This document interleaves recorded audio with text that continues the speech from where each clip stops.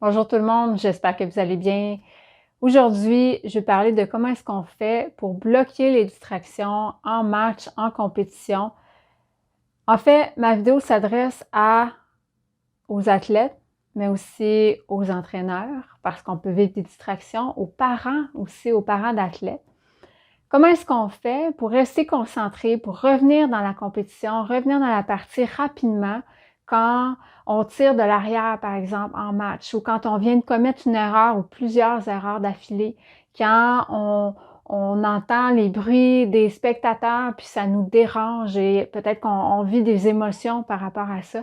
Comment est-ce que c'est possible de bloquer ces distractions-là, puis de rester performant, rester dans la compétition, rester dans le match? Bien, la réponse est simple, il faut se préparer. C'est comme n'importe quoi, on s'entraîne à l'entraînement, on s'entraîne à donner des bonnes performances, à performer des habiletés. Bien, bloquer les distractions, c'est une habileté aussi. Puis il faut s'entraîner, il faut se préparer à l'avance. Être capable de bloquer des distractions, être capable de revenir quand on vit des choses, des émotions intenses, ça s'appelle la résilience. Et la résilience, ça dépend de notre niveau d'énergie. Plus on a l'énergie, plus on est résilient. Quand on a moins d'énergie, quand on est fatigué, c'est beaucoup plus difficile de faire face aux difficultés. C'est beaucoup plus difficile de passer par-dessus nos peurs, de passer par-dessus notre stress, passer par-dessus les frustrations. Donc, ça prend de l'énergie pour être capable d'être résilient puis pour être capable de bloquer des distractions. Donc, ce qu'on veut faire, dernièrement, j'ai fait une formation avec HeartMath, puis HeartMath explique que va appeler ça les situations qui peuvent être des distractions pour nous, va appeler ça des drains d'énergie. Quels sont tes drains d'énergie? Qu'est-ce qui draine ton énergie? Chaque fois, il y a plusieurs petites distractions. Dans un match, dans une compétition, il y a plusieurs distractions. Puis à chaque fois, si on se laisse distraire un peu, on va perdre un peu d'énergie. C'est comme si on avait une batterie. Quand on commence la compétition ou quand on commence à l'échauffement, peut-être que la batterie est pleine d'énergie, mais à chaque fois qu'il arrive quelque chose, mon coéquipier dit quelque chose, je regarde mon adversaire puis je trouve que mon adversaire a un très bon niveau. Tout ça, c'est des petites choses qui peuvent me déconcentrer puis qui peuvent réduire mon niveau d'énergie dans ma batterie. Puis à un moment donné, bien, quand il y a moins d'énergie dans ma batterie, je vais être de plus en plus facilement déconcentrée. Donc, ce qu'on veut faire, c'est bloquer les fuites d'énergie. C'est être capable de reconnaître c'est quoi nos drains d'énergie pour se préparer à l'avance à les bloquer ou à colmater les fuites. Donc, la première étape, c'est, je t'invite à penser à une distraction potentielle. Qu'est-ce qui distrait toi? Est-ce que c'est quand tu arrives en retard dans un match? Si tu es entraîneur, est-ce que c'est quand tes athlètes tirent de l'arrière ou se font marquer 2 points d'affilée ou reçoivent une moins bonne note dans une compétition individuelle, par exemple? Qu'est-ce qui te distrait?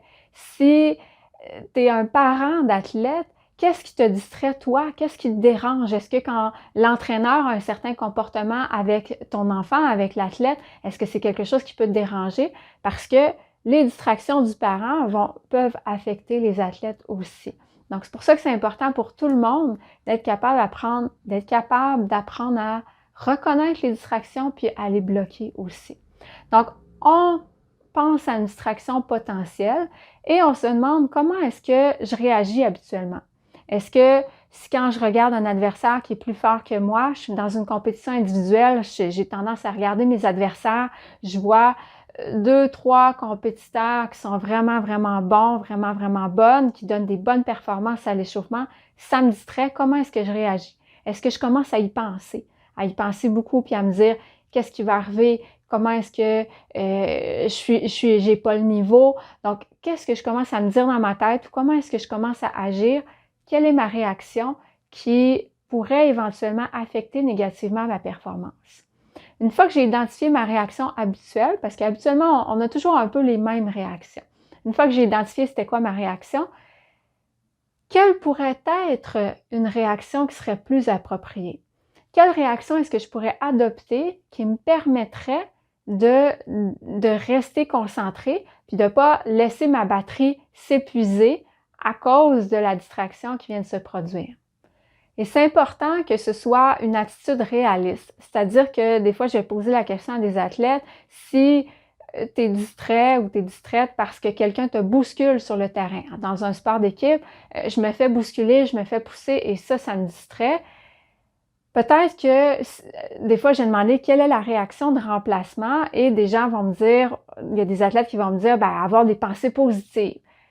Peut-être que c'est pas si facile quand je viens de me faire pousser d'avoir des pensées positives. C'est vrai que d'avoir des pensées positives, ça va m'aider à performer, mais dans la situation, peut-être que l'écart entre ma colère ou entre mon stress, le stress que ça peut créer de me faire bousculer, peut-être que l'écart entre mon émotion intense est beaucoup trop grand pour aller chercher des pensées positives.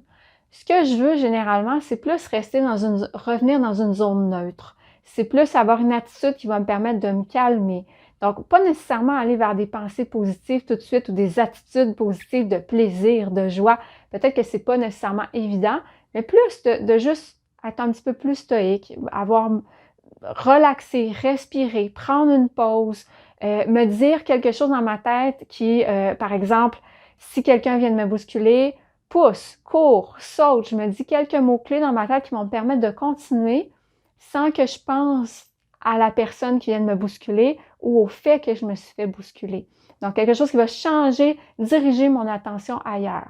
Donc là, je peux être dans une zone plus neutre où je vais rester plus concentrée dans mon match plutôt que de focaliser sur ce qui vient de se passer. Parce que généralement, c'est ça, c'est que je veux changer mon attention, diriger mon attention ailleurs pour être capable de rester dans l'action. Donc, dans ce cas-ci, par exemple, si je viens de me faire bousculer, je pourrais avoir 3 étapes. Je pourrais me dire, quand ça arrive, quand ça se produit, je respire. Je ferme les poings. Donc, mon étape 1, ça serait, je veux respirer. Puis en respirant, je ferme les poings. Je contracte mon corps. Je relâche et je concentre mon attention sur ma prochaine action, qui est peut-être de lancer, de courir, de pousser, de regarder le ballon ou la balle. La prochaine chose ou ce que je dois faire en ce moment qui n'est pas lié au fait que je viens de me faire bousculer. Donc, ça pourrait être mes 3 étapes, puis je pourrais les entraîner. J'inspire, je ferme les poings, je contracte, je respire et je me concentre sur la prochaine action. Et c'est une routine que je développe et que je répète jusqu'à ce que ça devienne de plus en plus automatique quand la distraction se produit. Donc, en résumé, si je veux apprendre à bloquer les distractions, je dois identifier ce qui me distrait, donc peut-être faire une liste de distractions potentielles. Je dois déterminer quelle attitude je veux adopter à la place de celle que j'adopte habituellement, quelles pourraient être les étapes, c'est des étapes rapides. Puis après ça, je m'entraîne à le faire. Puis comment est-ce que je peux faire pour m'entraîner? Parce que me faire bousculer ou arriver en retard, c'est pas des choses qui vont arriver souvent. Je pourrais pas avoir beaucoup d'entraînement. Donc, ce que je veux faire, c'est pratiquer la visualisation adaptative. Donc, je veux entraîner en visualisation la distraction. Donc, dans ma visualisation, la distraction se produit. Peut-être que je commence à ressentir mon émotion habituelle de frustration, de colère, de stress, par exemple. Et juste un tout petit peu et ensuite, j'adopte ma nouvelle réaction, mon nouveau processus, ma respiration, je relâche, je me concentre sur le moment présent, sur la prochaine action et j'entraîne ça plusieurs fois. Donc, ce que je propose généralement, c'est 1 fois par semaine. On va utiliser la visualisation souvent dans une semaine, la plupart du temps, mais 1 fois par semaine, je fais une visualisation adaptative. Je pense à une de mes distractions, pas n'importe laquelle, quelque chose qui me distrait vraiment, qui est vraiment pour moi. Donc, les distractions peuvent être différentes d'une personne à l'autre. Je visualise ma nouvelle réaction. Je l'entraîne pour que quand ça va se produire en compétition, quand ça va se produire en match, je vais savoir exactement quoi faire. Donc, j'espère que mes conseils te sont utiles. Si oui, aime la vidéo, partage, abonne-toi à la chaîne. Encore une fois, si tu es entraîneur, si tu n'as pas fait la formation gratuite, le webinaire gratuit sur les 3 états d'esprit en sport, dans lequel je présente aussi le programme de l'école de formation de la tactique samouraï. Donc, c'est un programme de formation en préparation mentale qui est axé sur le coaching des habiletés mentales, mais en fonction de l'état d'esprit de la personne, de l'athlète, de l'entraîneur, des caractéristiques de la personnalité. Donc, si ça t'intéresse, c'est un beau mélange, l'état d'esprit, les habiletés mentales, la personnalité. Si ça t'intéresse de développer des habiletés de communication, d'être capable de transmettre tes connaissances, tes idées, tes compétences en tant qu'entraîneur plus facilement, plus rapidement avec tes athlètes en fonction de leur état d'esprit. Je t'invite à faire le webinaire. La description avec le lien pour t'inscrire est en bas. Il y a plusieurs dates disponibles. Puis si jamais tu n'es pas disponible pour regarder en direct, j'envoie un lien pour visionner une rediffusion. Donc, tu peux t'inscrire quand même puis avoir accès à la rediffusion. Donc, je te souhaite une belle journée, un bon entraînement si tu es athlète, un bon coaching si tu es entraîneur et à très bientôt.